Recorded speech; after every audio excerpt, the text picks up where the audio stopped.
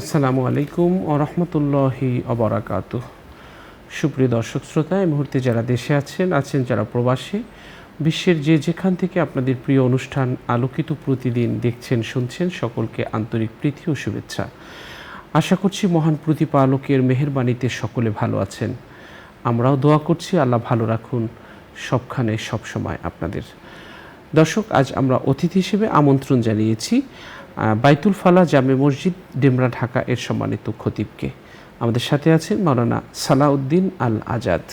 আসসালামু আলাইকুম রহমতুল্লাহি ওয়াবারাকাতুহু। ওয়ালাইকুম আসসালাম রহমতুল্লাহি ওয়াবারাকাতুহু। মোহতারাম, কেমন আছেন? আলহামদুলিল্লাহ, আল্লাহ তাআলা অনেক ভালো রেখেছেন। আপনি কেমন আছেন? আলহামদুলিল্লাহ, ভালো আছি। আলহামদুলিল্লাহ।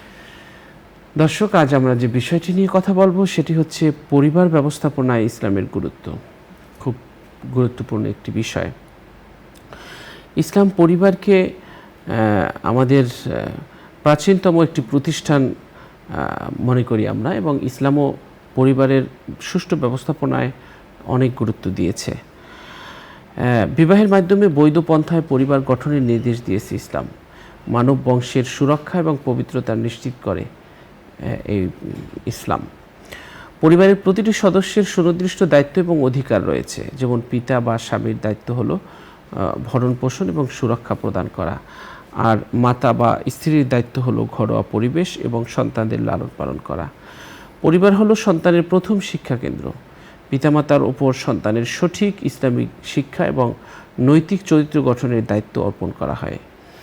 স্বামী স্ত্রীর মাঝে এবং পরিবারভুক্ত সবার মধ্যে ভালোবাসা, দয়া এবং ইনসাফ বজায় রাখার তাগিদ দেওয়া হয়েছে ইসলামে, যা পারিবারিক জীবনকে সুখময় এবং আনন্দময় করে।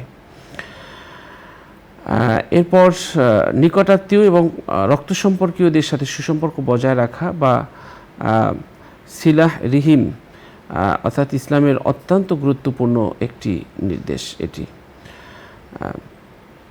আমাদের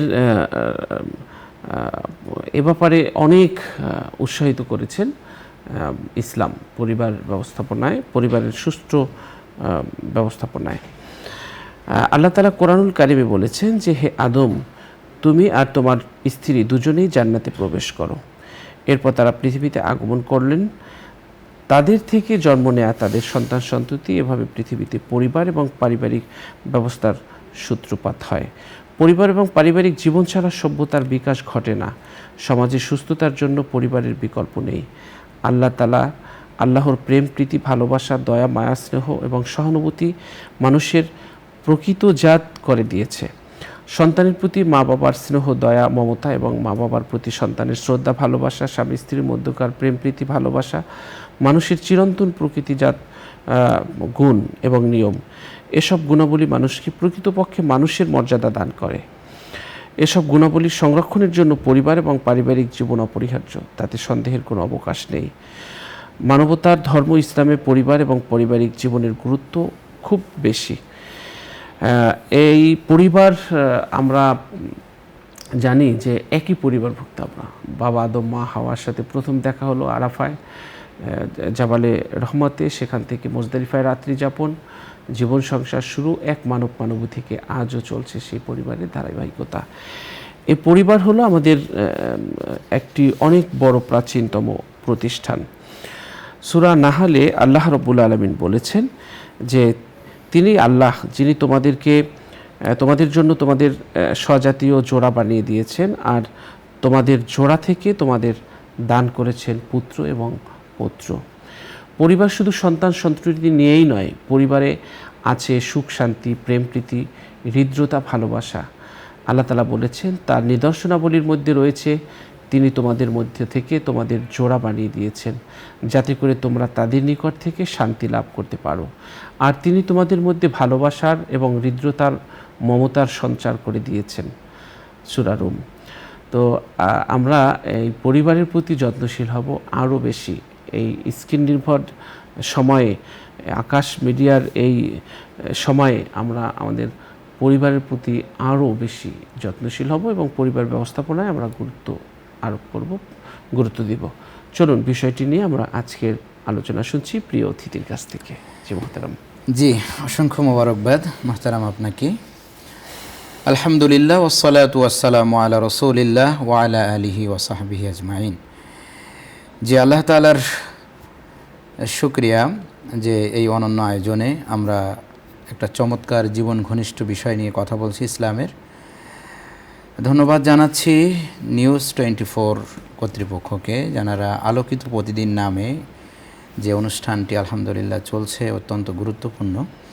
এই অনুষ্ঠান মুসলিম উম্মার ব্যাপক কল্যাণমুখী একটি প্রোগ্রাম বলে আমরা মনে করি। মোহতারাম, আপনি যে বিষয়টি উল্লেখ করলেন, পরিবার ব্যবস্থাপনায় ইসলামের গুরুত্ব।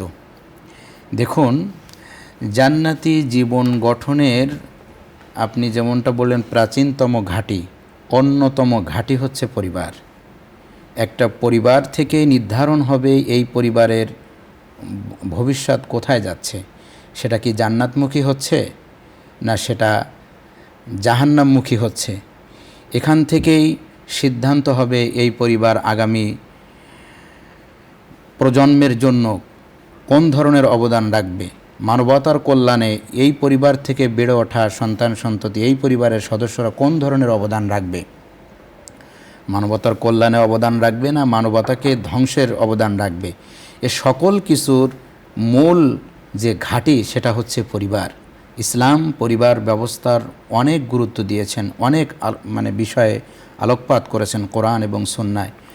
তো প্রথমত একটা পরিবারের সূচনা হয় বিবাহ বন্ধনে আবদ্ধ হওয়ার মধ্য দিয়ে। দেখুন, ইসলাম এবং অন্যান্য ধর্মের মধ্যে পার্থক্যের জায়গাটা এটাই যে পরিবারের যে বিবাহ বন্ধনের মাধ্যমে যে পরিবার গঠন হয়, অন্যান্য ধর্মে বিবাহ বন্ধনটা বিশেষ হয়তো প্রয়োজন বা মজা বিশেষ দরকারে হয়, কিন্তু ইসলামে বিবাহ বন্ধনে আবদ্ধ হওয়া, বিবাহ করাটা, বিবাহের মাধ্যমে যে পরিবার গঠন হয়, এই বিবাহটাকে ইবাদত বলেছেন।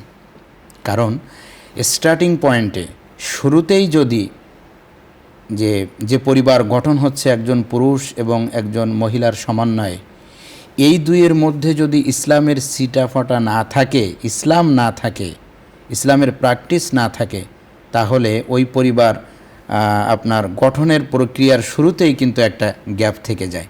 কাজেই আমাদেরকে ইসলামে যে পরিবার ব্যবস্থাপনার কথা বলা হচ্ছে, পরিবার গঠন হয় বিবাহের মাধ্যমে। এই বিবাহের ক্ষেত্রে ইসলাম যে নির্দেশনাগুলো আমাদেরকে দিয়েছেন সেগুলো পুঙ্খানুপুঙ্খরূপে মেনে চলা।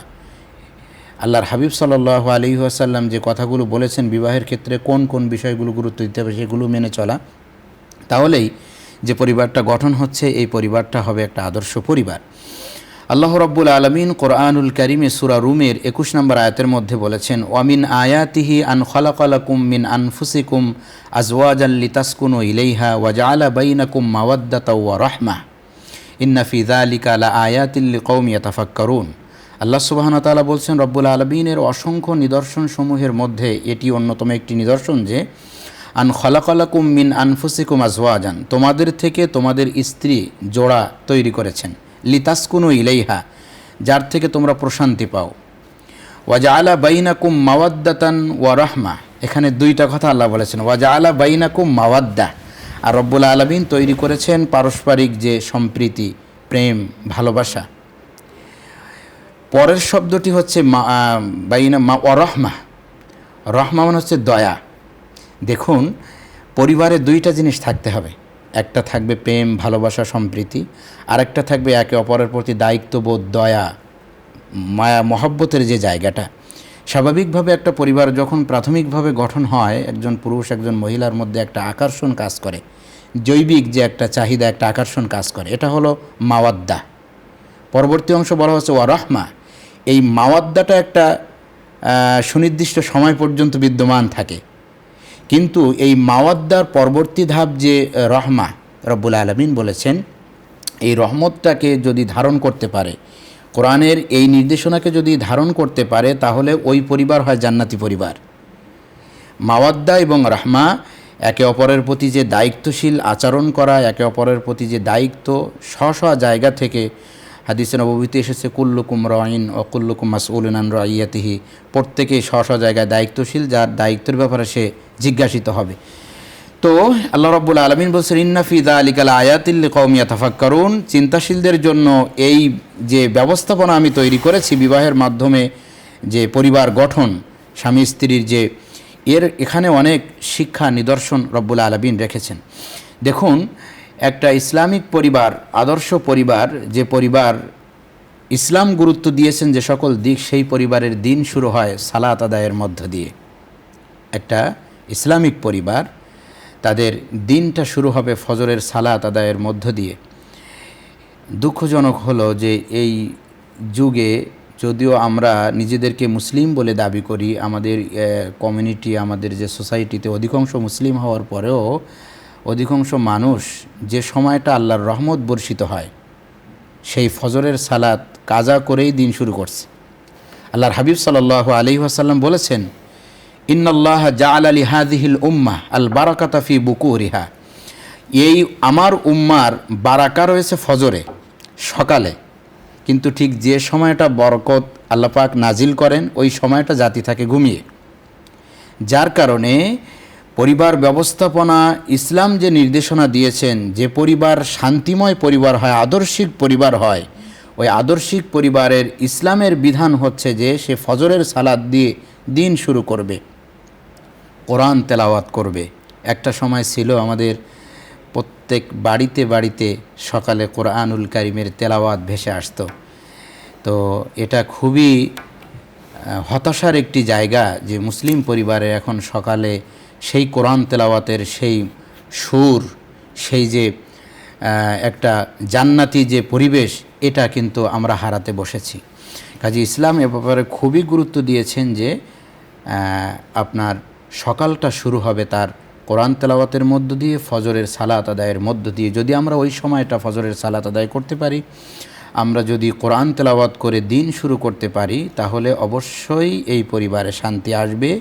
ওই পরিবারের সকল সদস্য আল্লাহর নিরাপত্তা, আল্লাহর রহমতের চাদরে আবৃত থাকবে বলে আমরা মনে করি।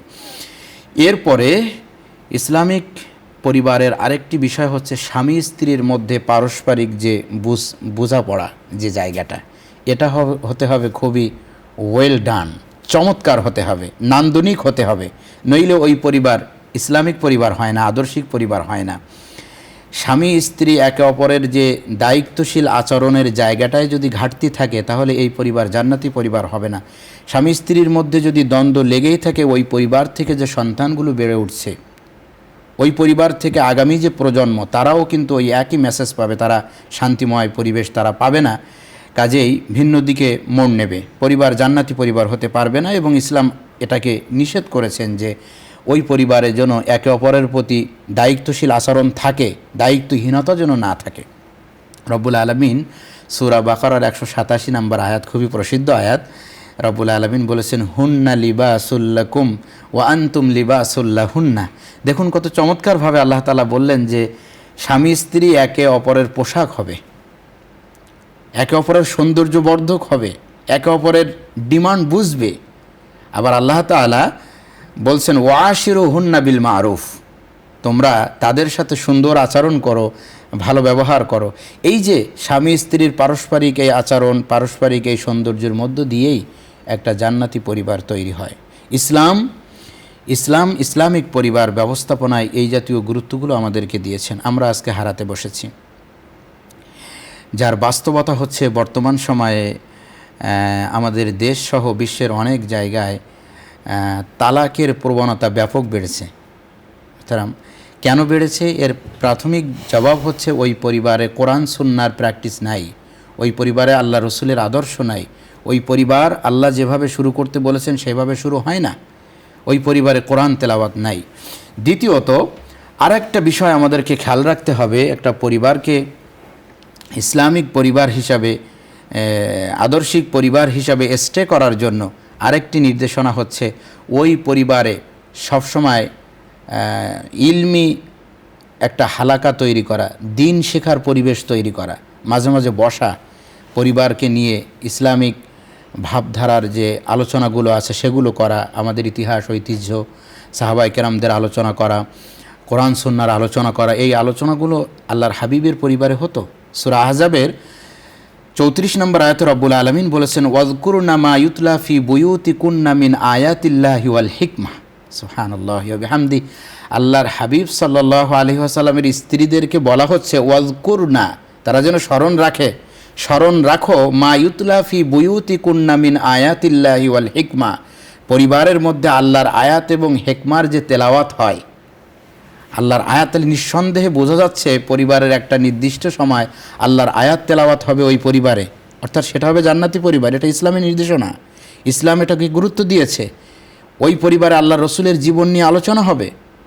আমাদের মুসলিম পরিবারের অনেক বাড়িতে অনেক বুক সেলফে অনেক বই আছে, কিন্তু আল্লাহর হাবিবের জীবনীটা পাওয়া যাচ্ছে না, আল্লাহওয়ালাদের জীবনীটা পাওয়া যাচ্ছে না, কোরআন কারিমটা পাওয়া যাচ্ছে না। তারা নিজেদেরকে আধুনিক ভাবছে, বিভিন্ন মনীষীর জীবনী তাদের আছে, থাক, সেটা যুগ সময়ের চাহিদা অনুযায়ী থাকবে, এটা ঠিক আছে, কিন্তু ওই পরিবারটাকে সুন্দর পরিবার হওয়ার জন্য বুক সেলফ যেখানে থাকবে আল্লাহর হাবিবের জীবনীটা অবশ্যই থাকা জরুরি। সেখানে কোরআন থাকবে, ওয়াজকুরনা মা ইউতলা ফি বুয়ুতিকুন্না মিন আয়াতিল্লাহি ওয়াল হিকমা, আল্লাহর আয়াত, আল্লাহর হেকমা যেগুলো তিনি বর্ণনা করেছেন এইগুলো নিয়ে আলোচনা থাকবে, তাহলেই সেই পরিবারটি হবে জান্নাতি পরিবার। দেখুন, লোকমান আলাইহিস সালাম ওনার সন্তানদেরকে নসিহা করার সময় সন্তানকে ডাকলেন, ইয়া বুনাইয়া লা তুশরিক বিল্লাহ ইন্না শিরকা লা যুলমুন আযীম। তিনি শিরকের ব্যাপারে জানালেন, ভয়াবহ দিক তুলে ধরলেন, সালাতের কথা বললেন, গোনাহের কথা বললেন, যে গোনা যত কমই হোক বিচারের মাঠে সেই গোনা মিসকাল হাব্বাতিম মিন খারদালিন, গোনা যেটাই হোক সেটাই কিন্তু কিয়ামতের দিন আল্লাহর সামনে দেখানো হবে, পেশ করা হবে, জবাবদিহি করতে হবে। এই যে পারিবারিক যে শিক্ষা, ইসলাম আমাদেরকে এই শিক্ষা দেয় পরিবারে ইসলামের প্র্যাকটিস করার। কাজে আমাদের সন্তানদেরকে আমরা কোরআন শেখাবো, দিন শেখাবো, ইসলাম শেখাবো। অবশ্যই দুনিয়াবি অন্যান্য শিক্ষার পাশাপাশি এটা খুবই জরুরি, ইসলামী পরিবার ব্যবস্থায় ইসলাম আমাদেরকে এই শিক্ষা দেয়। যদি আমরা সন্তানদেরকে দিন শিক্ষা দিতে ব্যর্থ হই, তাহলে রেজাল্ট খুবই দুঃখজনক একটি রেজাল্ট আসবে। দেখুন, আজকে আমরা বিভিন্ন মিডিয়ার মাধ্যমে, মিডিয়ার কল্যাণে দেখতে পাচ্ছি বৃদ্ধাশ্রমে যে মানুষগুলো আছে, যে বাবা মাগুলো আছে, তাদের সন্তান সন্ততিগুলো কিন্তু শিক্ষিত, হাই এডুকেটেড, তারা বিভিন্ন পর্যায়ে তারা বড় বড় পদ হোল্ড করে, কিন্তু তাদের বাবা মা বৃদ্ধাশ্রমে। কারণ কি? দুনিয়ার অন্য সব কিছু আছে, কিন্তু পরিবারের মধ্যে দিন শিক্ষার যে অভাবটা থাকার কারণে ওই বাবা মা হয়তো ছোটোবেলায় তাদেরকে কোরআন শিখাই নাই, রসুলের সুন্নাহ শিখাই নাই, কিভাবে বাবা মার জন্য দোয়া করতে হয়, বাবা মার দিকে তাকাইলে যে সওয়াব হয় এ শিক্ষা সে পাই নাই। পৃথিবীতে কয়েকটা বিষয় আছে যেদিকে সওয়াবের নিয়াতে তাকাইলেও সওয়াব হয় মহব্বতের দৃষ্টিতে, সুবহানাল্লাহ। তার মধ্যে বাবা মার দিকে মহব্বতের শ্রদ্ধার দৃষ্টিতে তাকাইলেও রব্বুল আলামিন সওয়াব দেন। এই কনসেপ্ট, এই ধারণা সে পায় নাই কখনো, যার কারণে পৃথিবীর নিকৃষ্টতম উদাহরণ স্থাপন করলো সে তার বাবা মাকে বৃদ্ধাশ্রমে রেখে আসলো। বাবা মা, আমাদের ঢাকারই খবর যে বাবা মা কবে যে মারা গেছে ফ্ল্যাটে সন্তান জানে না, মারা গেছে, এরপরে আপনার তার শরীর মানে দুর্গন্ধ হচ্ছে, এমন সময় গিয়ে তখন জানতে পারছে যে তার মা পৃথিবীতে নাই। এই দুঃখ আমরা কোথায় রাখব? আমাদের সমাজ কোথায় গেছে, কোন পর্যায়ে চলে গেছে? কাজেই ইসলাম পরিবার ব্যবস্থায় যে গুরুত্ব দিয়েছে, যে নির্দেশনাগুলো দিয়েছেন, যে তাদেরকে দিন শেখানো, দিনের ব্যাপারে তাদেরকে আত্মপ্রত্যয়ী করে তোলা, তাদেরকে কাউন্সেলিং করা, এগুলো আমাদের অবশ্যই জরুরি, নইলে আমরা কাঙ্ক্ষিত সেই সুখ আমরা লাভ করতে পারবো না। আল্লাহর কাছে সকল প্র্যাকটিসের পাশাপাশি দোয়ারও দরকার আছে, বেশি বেশি দোয়া করা। আমি বলতে চাই মোহতারাম, রব্বুল আলামিন কিন্তু আমাদেরকে শিখাচ্ছেন, সুন্দর পরিবার চাও, সন্তান সন্ততিদেরকে দেখে চক্ষু শীতল করতে চাও, স্ত্রীদের আচরণ দেখে চক্ষু শীতল করতে চাও, আমার কাছে দোয়া করো। রব্বুল আলামিন বললেন, দোয়া করো, রব্বানা হাবলানা মিন আজওয়াজিনা ওয়া যুররিয়াতিনা কুররাতা আয়ুনিন ওয়াজআলনা লিল মুত্তাকিনা ইমামা। সূরা ফুরকানের ৭৪ নম্বর আয়াতে আল্লাহ তাআলা আমাদেরকে শিখাচ্ছেন, বলো রব্বানা, হে আমাদের রব, হাবলানা মিন আজওয়াজিনা ওয়া যুররিয়াতিনা, এমন স্ত্রী, এমন জীবনসঙ্গী আমাকে দাও, আমার এমন সন্তান দাও যাদের দেখলে চক্ষু শীতল হয়ে যায়, কুররাতা আয়ুন ওয়াজআলনা লিল মুত্তাকিনা ইমামা, আর তাদেরকে মুত্তাকিদের ইমাম, অর্থাৎ যাদেরকে অনুসরণ করা যায় এমন লিডার বানাও তাদেরকে, যাদের দেখলে আমার চক্ষু শীতল হয়ে যায়। এভাবে আল্লাহ দোয়া করতে শিখিয়েছেন, বাবা মার জন্য দোয়া করতে শিখিয়েছেন। আরও পরিবারকে শান্তিময় করার জন্য আর একটা অন্যতম বিষয় হলো ওই পরিবারে সালাত থাকতে হবে। 5 ওয়াক্ত সালাত যে পরিবারে কন্টিনিউয়াসলি আদায় করা হয় প্রপারলি, আরকান আহকাম সব কিছু মেনে, ওই পরিবারে অশান্তি থাকে না, ওই পরিবারে অন্যায় থাকে না, অপরাধ থাকে না। এটা আল্লাহ বলেছেন। রব্বুল আলামিন বলছেন ইন্না সালাতা তানহা আনিল ফাহশা ওয়াল মুনকার, নিশ্চয়ই সালাত সকল অন্যায় ও অশ্লীল কাজ থেকে দূরে রাখে। যে পরিবারে সালাতের বলা হয়েছে বাচ্চার বয়স যখন 7 বছর হচ্ছে সেখান থেকেই সালাতের প্র্যাকটিস আবেদন করা শুরু করতে হবে, তাকে শেখাতে হবে, জানাতে হবে। কেন? সালাতই পারে তাকে ভালো মানুষ বানাতে। আল্লাহ তাআলা দোয়া করতেও শিখিয়েছেন। সূরা ইব্রাহিমের 40 নম্বর আয়াত, রব্বুল আলামিন বলেছেন যে রব্বি জাআলনি মুকিমাস সালাতি ওয়া মিন যুররিয়াতি রব্বানা ওয়া তাকাব্বাল দুআ। আমার পরিবারটাকে সালাতমুখী করার জন্য আল্লাহর কাছে দোয়া করা দরকার। দোয়ার দ্বারা, দোয়ার যে অপ্রতিরোধ্য শক্তি, যে স্পিরিচুয়ালিটি দোয়ার, এটা আসলে মুমিন মুসলিম যারা সত্যিকার আল্লাহ তাআলাকে ধারণ করেন রব হিসাবে, রব্বুল আলমিনকে যারা ধারণ করেন, তারা এটা বুঝতে পারেন যে দোয়ার যে অপ্রতিরোধ্য শক্তি, যে কিভাবে আল্লাহ তাআলা এটা করেন। রব্বুল আলমিন শেখাচ্ছেন এই দোয়াগুলো বেশি বেশি করা, তাহলেই ওই সন্তান, ওই পরিবার আমাদের জন্য জান্নাতি পরিবার হবে বলে আমরা মনে করি। পরিবার এ বিষয়গুলো আমাদেরকে গুরুত্ব দিয়েছে। দেখুন, পরিবার বান্ধব মানুষ, যিনি পরিবারে সুখী, পরিবার বান্ধব মানুষ পৃথিবীতে সবচেয়ে বেশি সুখী হয়। পরিবার নিয়ে যে ব্যক্তি সুখী নয়, ওই ব্যক্তি পৃথিবীর কোথাও সুখ পাবে না। পরিবার নিয়ে যে ব্যক্তি সুখী হতে পারে না, ওই ব্যক্তি পৃথিবীর কোথাও সুখ পাবে না। কাজেই ইসলামিক পরিবার যদি সে ইসলাম যে নির্দেশনাগুলো দিয়েছে তার পরিবারে যদি সেইগুলো সে লালন করতে পারে, সেইগুলো যদি প্রয়োগ করতে পারে, তাহলেই এই পরিবার জান্নাতি পরিবার হবে।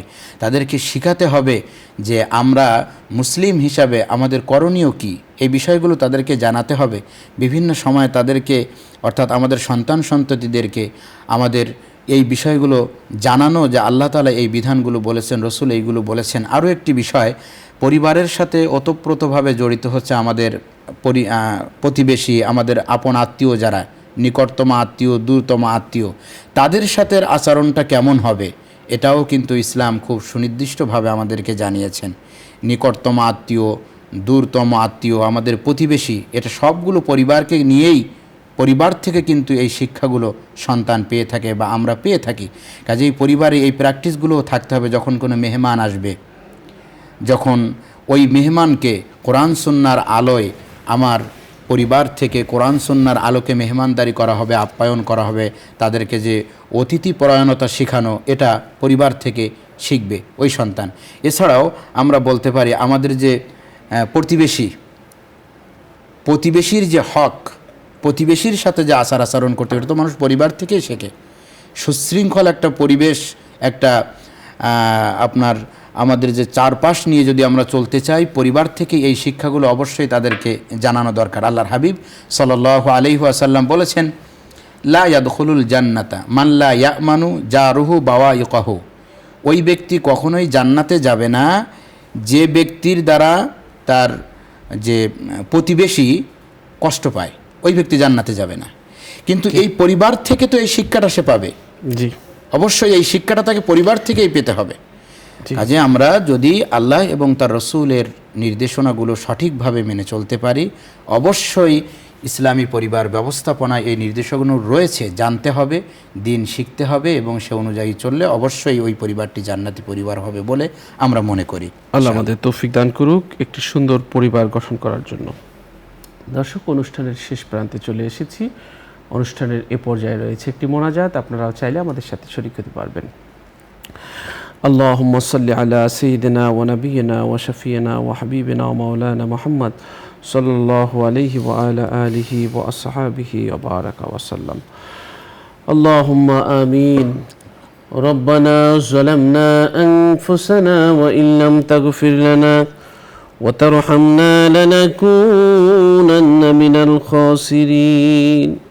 আমিন। আল্লাহ তাআলা, জীবনে অনেক গুনাহ করেছি, গুনার দিকে তাকালে মনে হয় কোমরে কঠিন আযাব দিবেন আপনি। গুনার দিকে তাকালে মনে হয় জাহান্নামে ফেলে দিবেন আপনি। আল্লাহ তাআলা আপনার কাছে ফরিয়াদ, জীবনে যত গুনাহ করেছি সমস্ত গুনাহ খাতা আপনি মাফ করে দিন। আল্লাহ তাআলা আমাদের অতীত জীবনে যত ভুল হয়েছে সব ভুলগুলো ক্ষমা করে দিন, মার্জনা করে দিন। আল্লাহ তাআলা আপনার কাছে ফরিয়াদ, আপনি আমাদের সকল অসংলগ্নতা দূর করে দিন, অযোগ্যতা অদক্ষতা আপনি দূর করে দিন। আল্লাহ তাআলা উপকারী জ্ঞান দান করুন। যতটুকু জ্ঞান দান করেছেন মানুষের কল্যাণে খরচ করার তৌফিক দান করুন। মানুষের চোখে আমাদের বড় করে দিন, নিজেদের চোখে আমাদেরকে ছোট করে দিন। ছোটদের স্নেহ, বড়দের সম্মান করার তৌফিক দিন। অহংকার, রিয়া, পরশ্রী, কাতুরতা, ক্ষোভ, লালসা এগুলো আমাদের ভিতর থেকে আপনি দূরীভূত করে দিন। আমিন আমিন। আল্লাহ তাআলা গুনাহ করতে করতে কলব নষ্ট হয়ে গেছে। আল্লাহ এই কলবকে গুনাহ মুক্ত করে আপনার জিকিরের তৃষ্ণা তৈরি করে দিন। আমিন।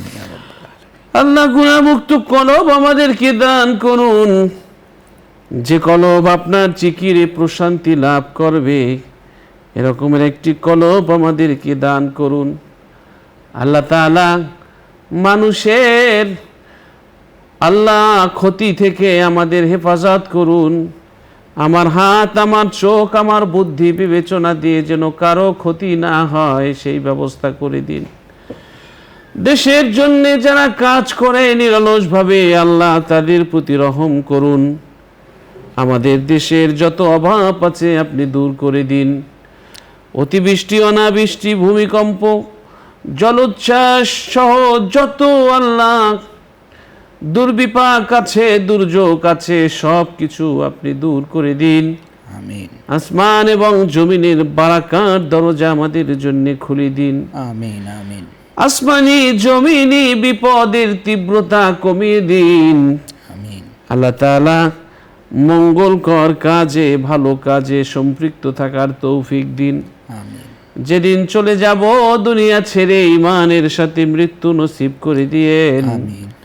আল্লাহ তাআলা সকল বালা মুসিবত আমাদের জীবন থেকে আপনি দূর করে দিয়েন। আমিন। এই অনুষ্ঠানের পৃষ্ঠপোষক বসুন্ধরা গ্রুপের চেয়ারম্যান আল্লাহ তাকে নেক হায়াতে তৈয়বা দান করুন। আমিন। দেশ মাটি ইসলামের জন্য আরো বেশি অবদান রাখতে পারে, কাজ করতে পারে সেই তৌফিক আপনি দান করুন। আমিন। রব্বিরহামহুমা কামা রব্বায়ানি সগীরা। আমিন। সুবহান রব্বিকা রব্বিল ইজ্জাতি আম্মা ইয়াসিফুন ওয়া সালামুন আলাল মুরসালিন ওয়ালহামদুলিল্লাহি রাব্বিল আলামিন। আমিন আমিন। দর্শক, আমরা অনুষ্ঠানের শেষ প্রান্তে চলে এসেছি। দীর্ঘ সময় আমাদের সাথে যারা থেকেছেন সকলকে অনেক অনেক ধন্যবাদ জানিয়ে এখানেই বিদায় নিচ্ছি। আল্লাহ হাফেজ। আসসালামু আলাইকুম ওয়া রাহমাতুল্লাহি ওয়া বারাকাতুহু।